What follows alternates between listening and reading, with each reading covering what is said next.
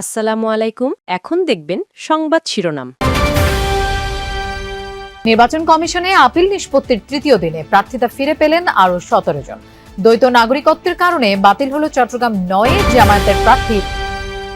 অস্ত্র উদ্ধারে সরকার ব্যর্থ, ঠাকুরগাঁওয়ে মির্জা ফখরুল। আইন শৃঙ্খলায় উন্নতি না হওয়ায় উদ্বেগ, নির্বাচনে থাকবে ৫ লাখ আনসার ভিডিপি, জানালেন স্বরাষ্ট্র উপদেষ্টা। ভোটের মাঝে নতুন নিবন্ধিত দলগুলোর ভূমিকা হতাশাজনক। বেশিরভাগ আসনেই প্রার্থী দিতে পারেনি এনসিপি সহ কেউ। জোটে ঝুঁকেই হারিয়েছে স্বকীয়তা, বলছেন বিশ্লেষকরা। আবহাওয়া অনুকূলে থাকায় পটুয়াখালীতে এবার আমনের ফলন মিলেছে ভালো। ন্যায্য দাম পাওয়া নিয়ে শঙ্কায় প্রান্তিক চাষিরা। এতক্ষণ দেখছিলেন সংবাদ শিরোনাম, এখন দেখবেন বিস্তারিত। তৃতীয় দিনের মতো আপিল নিষ্পত্তি চলছে নির্বাচন কমিশনে। শুনানি হবে ৭০টি আপিলের উপর। এখন পর্যন্ত ৩৫টি আপিলের শুনানি করেছে নির্বাচন কমিশন। এর মধ্যে প্রার্থিতা ফিরে পান ১৭ জন। দ্বৈত নাগরিকত্বের কারণে চট্টগ্রাম ৯ আসনের জামায়াতের প্রার্থী এ.কে.এম. ফজলুল হক সহ ১৩ জনের আপিল নামঞ্জুর করে ইসি। সোমবার সকাল ১০টায় রিটার্নিং কর্মকর্তার সিদ্ধান্তের বিরুদ্ধে দায়েরকৃত আপিলের উপর শুনানি শুরু করে ইসি। বেশিরভাগ আপিলকারী প্রার্থিতা ফিরে পাচ্ছেন। এর মধ্যে রিটার্নিং কর্মকর্তা যেসব যুক্তি দেখিয়ে মনোনয়ন বাতিল করেছিল তার বেশিরভাগই টিকছে না। দ্বৈত নাগরিক, ঋণ খেলাপি, স্বতন্ত্র প্রার্থী হওয়ায় ১% ভোটারের স্বাক্ষর সম্বলিত তথ্যাদি প্রমাণ করতে না পারায় তাদের আপিল নামঞ্জুর করছে ইসি। এর মধ্যে দ্বৈত নাগরিকত্বের কারণে চট্টগ্রাম ৯ আসনের জামায়াতের প্রার্থী এ.কে.এম. ফজলুল হকের আবেদন বাতিল করে ইসি। এ সময় ইসির বিরুদ্ধে পক্ষপাতমূলক আচরণের অভিযোগ করেন তিনি। মনোনয়নপত্র বাছাইয়ে রিটার্নিং অফিসারের সিদ্ধান্তের বিরুদ্ধে নির্বাচন কমিশনে মোট ৬৪৫টি আপিল আবেদন জমা পড়ে। আপিল নিষ্পত্তি চলবে আগামী ১৮ জানুয়ারি পর্যন্ত। নির্বাচন কমিশনকে আমার নতুন হলফনামার যে পূর্ণাঙ্গ কপি সেটা দিয়েছি এবং আমার ব্যক্তিগত অঙ্গীকারপত্রটা দিয়েছি। মাননীয় নির্বাচন কমিশন আমার তা গ্রহণ করে আমাদেরকে গাজীপুর ১-২ আসন নির্বাচন করার জন্য আজকে বৈধ ঘোষণা করেছেন। নমিনেশন দাখিল করার সময় আমার শিক্ষাগত যোগ্যতা সার্টিফিকেট আমি তখন জমা দিতে পারিনি। পরবর্তী শুনানি দিয়ে আমি দিয়েছিলাম, কিন্তু তা ওনারা গ্রহণ করে নাই। হ্যাঁ, নামঞ্জুর হয়েছে। ৭০ জনের করার কথা আছে, মানে এখন তো অর্ধেকটি আপিলের শুনানি শেষ হয়েছে, আর অর্ধেক বাকি আছে। এখন এই মুহূর্তে বিরতি চলছে। সাধারণত হলফনামায় যে 10টি তথ্য, এবারে হলফনামা অন্যান্য করে হলফনামার তুলনায় একটু ভিন্ন, কারণ আগে 7টি তথ্য দিতে হতো, এবার 10টি অর্থাৎ 3টি বাড়ানো হয়েছে। সুতরাং সেই তথ্যগুলো, স্বাক্ষরগুলো এবং আচরণ বিধিমালায় যে অঙ্গীকারনামা মেনে চলবে, অথবা দলীয় প্রধান যারা দল থেকে মনোনীত হয়েছে তার স্বাক্ষর আছে কিনা, এই বিষয়গুলোতে নির্বাচন কমিশন। নির্বাচন সামনে রেখে অবৈধ অস্ত্র উদ্ধারে ব্যর্থ সরকার। আইনশৃঙ্খলা পরিস্থিতি এখনও উন্নত হয়নি, এমনটাই বলেছেন বিএনপি মহাসচিব মির্জা ফখরুল ইসলাম আলমগীর। সকালে ঠাকুরগাঁওয়ে নিজ বাসভবনে সাংবাদিকদের বিভিন্ন প্রশ্নের জবাবে এসব কথা বলেন তিনি। নির্বাচনের আগেই আইনশৃঙ্খলা পরিস্থিতির উন্নয়ন ঘটবে এমন প্রত্যাশা বিএনপির। ক্ষমতায় গেলে তিস্তা, পদ্মা সহ অভিন্ন নদীগুলোর বিষয়ে ভারতের সাথে আলোচনার মাধ্যমে পানির ন্যায্য হিস্সা আদায় করা হবে, এমনটা জানান ফখরুল। তিনি বলেন, ভারতের সাথে পারস্পরিক সম্মান বজায় রেখেই দাবি আদায় করবে বাংলাদেশ। এ সময় বিএনপি চেয়ারম্যান তারেক রহমানের স্থগিত হওয়া 9 দিনের সফর নিয়েও প্রশ্ন করা হয়। মির্জা ফখরুল বলেন, বগুড়া তার পিতৃভূমি, নির্বাচনের আগে অবশ্যই তিনি উত্তরাঞ্চল সফরে যাবেন। জাতীয় সংসদ নির্বাচনে সারা দেশের ৪২,৭৬৬টি ভোট কেন্দ্রের প্রতিটিতে ১৩ জন করে ৫,৫৫,৯৫৮ জন আনসার ভিডিপি সদস্য দায়িত্ব পালন করবেন বলে জানিয়েছেন স্বরাষ্ট্র উপদেষ্টা জাহাঙ্গীর আলম।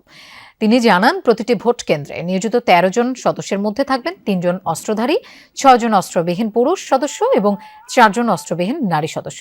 অতিরিক্ত নিরাপত্তা ব্যবস্থার অংশ হিসেবে প্রতিটি কেন্দ্রে নিয়োজিত 3 জন অস্ত্রধারী সদস্যের মধ্যে থেকে একজন নির্বাচনকালীন সময়ে প্রিজাইডিং অফিসারের সঙ্গে সার্বক্ষণিকভাবে দায়িত্ব পালন করবেন।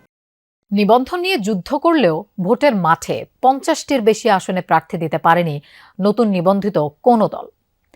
কোনো দল প্রার্থী দিয়েছে 1 বা 2টি আসনে। এমনকি 24-এর গণঅভ্যুত্থানের পর বিকল্প রাজনৈতিক শক্তির আশা জাগিয়েও মাত্র 44 আসনে প্রার্থী দিতে পেরেছে তরুণদের নেতৃত্বে গঠিত দল এনসিপি। বিশ্লেষকরা বলছেন, বড় 2 দলের নেতৃত্বে গঠিত জোটে ঝুঁকেই স্বকীয়তা হারিয়েছে নতুনরা। 100টা ঘন্টা হয়ে গেল, আমরা নির্বাচনে অংশ নিতে চাই। নিবন্ধনের জন্য নভেম্বরে 134 ঘন্টা অনশন করেছিলেন আমজনতা দলের সাধারণ সম্পাদক তারেক রহমান।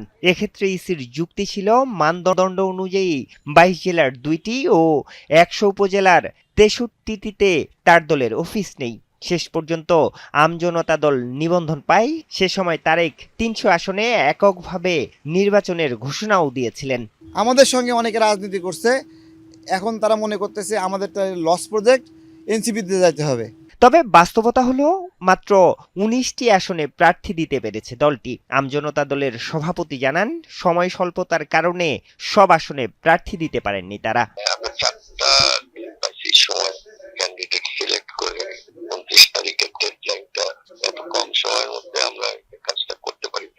আমজনতার আগে নিবন্ধন পায় গণ অভ্যুত্থানে নেতৃত্ব দেয়া তরুণদের দল জাতীয় নাগরিক পার্টি এনসিপি। ৩০০ আসনে প্রার্থী দেওয়ার ঘোষণা ছিল নতুন এই দলটিরও। আগামীতে ইনশাল্লাহ ধানের শীষ এবং সাতপাগুলির হাড্ডাহাড্ডি লড়াই হবে। কিন্তু শেষ পর্যন্ত জামায়াতের নেতৃত্বে 11 দলীয় জোটে যোগ দিয়ে প্রার্থী দিয়েছে মাত্র। আমনের বাম্পার ফলনে ব্যস্ত সময় পার করছেন পটুয়াখালীর কৃষকরা। কৃষি অফিস বলছে, এবার প্রাকৃতিক দুর্যোগ কম হওয়ায় কাঙ্ক্ষিত ফলন মিলেছে। তবে সরকার কর্তৃক ফসলের দাম নির্ধারণ নিয়ে কিছুটা দুশ্চিন্তায় কৃষকরা। প্রণোদনা না পেয়েও হতাশ অনেকে। কাস্তের প্রতিটানে কাটা হচ্ছে পাকা ধান। ক্লান্তি থাকলেও সবার মুখেই তৃপ্তির হাসি। আমনের বাম্পার ফলনে গ্রাম জুড়ে খুশির আমেজ। পটুয়াখালীর 8টি উপজেলায় একই চিত্র। ধান মাড়াই শেষে বাড়িতে নিয়ে সেদ্ধ করার পর উঠানে শুকাচ্ছেন নারীরা। মৌসুমের শুরুতে ফসলের ক্ষেতে মাজরা পোকার আক্রমণ নিয়ে কিছুটা শঙ্কা থাকলেও ফলনে বেশ খুশি সবাই। তবে সরকারের নির্ধারিত দাম নিয়ে কিছুটা দুশ্চিন্তায় চাষিরা। আক্ষেপ রয়েছে প্রণোদনা নিয়েও। 25 করা ভর্তি আমরা লইছি, 26 মন ধান হয়েছে। গেলবার সেই বছর ফলন ভালো। 2 কেনে জমি ছইছি, 2 কেনে জমিতে হয়তো দেখা গেছে গড়ে আমার এভারেজ হয়তো দেখা গেছে 1.5 থেকে 200 মন ধান আসছে। মোটামুটি ভালোই। আর গেলবার জায়গাছি 5 এবার 9 উপজেলা কৃষি অফিসার জানান, সরকারি প্রণোদনা দেয়া হয়েছে শুধুমাত্র প্রান্তিক কৃষকদের। তাদের কি দিতে, যারা ক্ষুদ্র প্রান্তিক কৃষক, যেখানে এরকম মানে প্রকার ভেদে কৃষক পাওয়া যাবে না, তখন আমরা বড় কৃষকদেরও মাছ দিতে হবে। কৃষি অধিদপ্তরের কর্মকর্তা জানান, সরকার কর্তৃক নির্ধারিত করায় ধানের ন্যায্য মূল্য পাবেন কৃষকরা। বর্তমানে খাদ্য অধিদপ্তর 38 টাকা কেজিতে ধান সংগ্রহ করছেন এবং 50 টাকা কেজিতে চাউল সংগ্রহ চলতেছে। এতে করে আমরা আশা করি কৃষকরা ধানের এবং চাউলের ন্যায্য মূল্য পাবেন। চলতি মৌসুমে জেলায় 1,89,083 হেক্টর জমিতে আমন আবাদ হয়েছে।